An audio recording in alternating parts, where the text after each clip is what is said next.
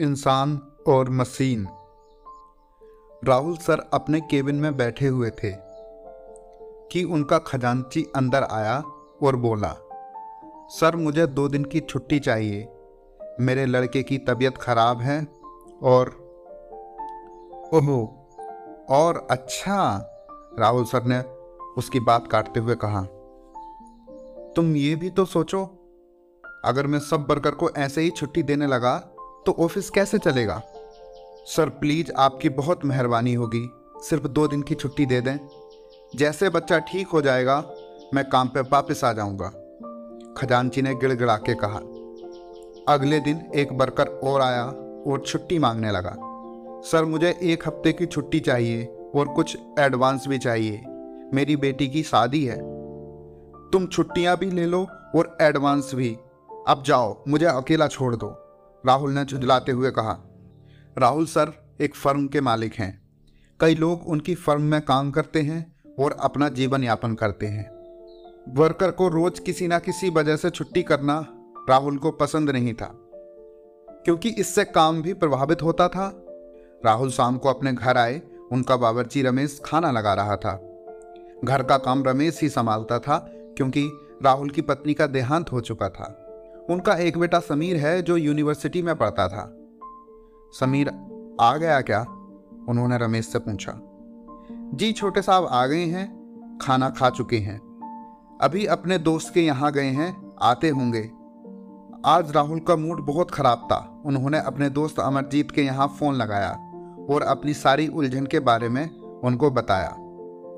मैं सोच रहा हूँ कि फर्म बंद कर दूं, वर्कर रोज छुट्टियां मांगते हैं, मैं क्या करूं? आखिर कोई सही हल बताओ।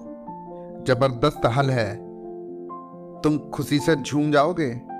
अमरजीत की बातें राहुल फोन पर सुनते रहे और खुशी से झूमते जा रहे थे। अगले महीने 15 वर्कर को नौकरी से रस्टिकेट लेटर मिल गया। सब हैरान और परेशान थे कि नौकरी से रस्टिकेट करने की वजह समझ नहीं आई। अगले दिन ऑफिस में कुछ रोबोट नजर आए। ये बाहर से मंगवाए गए थे। उन रोबोटों ने आते ही काम अच्छे से संभाल लिया।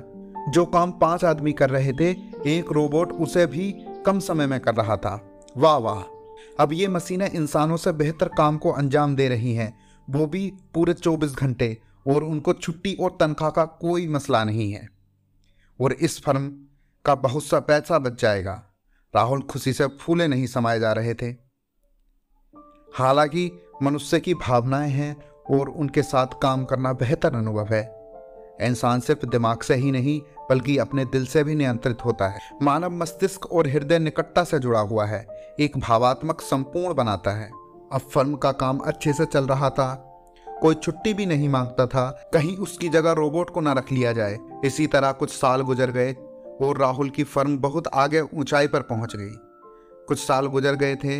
राहुल का बेटा समीर पढ़ने के लिए बाहर चला गया था। राहुल उसको बहुत याद करते थे। राहुल अब बीमार भी रहने लगे थे।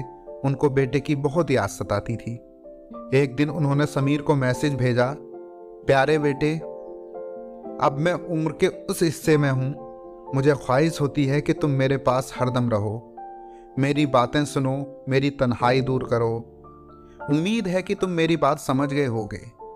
बेटे ने जल्दी ही जवाब दिया, पापा जी आप बिल्कुल चिंता ना करें, जल्दी ही आपकी तन्हाई दूर हो जाएगी।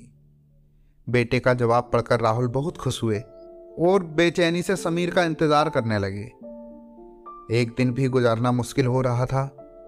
कुछ ही दिनों बाद उनको एक बड़ा लंबा और भारी पार्सल मिला, जिस पर लिखा था, पापा जी ये हमेशा आपके साथ रहेगा, आपकी बातें सुनेगा, आपका ख्याल रखेगा और आपको बिल्कुल तन्हाई महसूस नहीं होगी। राहुल अचंभित नजरों से पार्सल को घूर रहे थे। कांपते हाथों से उन्होंने पार्सल खोला। उसमें एक रोबोट था, बोलने और बातें करने वाला रोबोट। 2 बूंदें आंसुओं की उनकी आंखों से टपकी और अतीत के सागर में खो गए।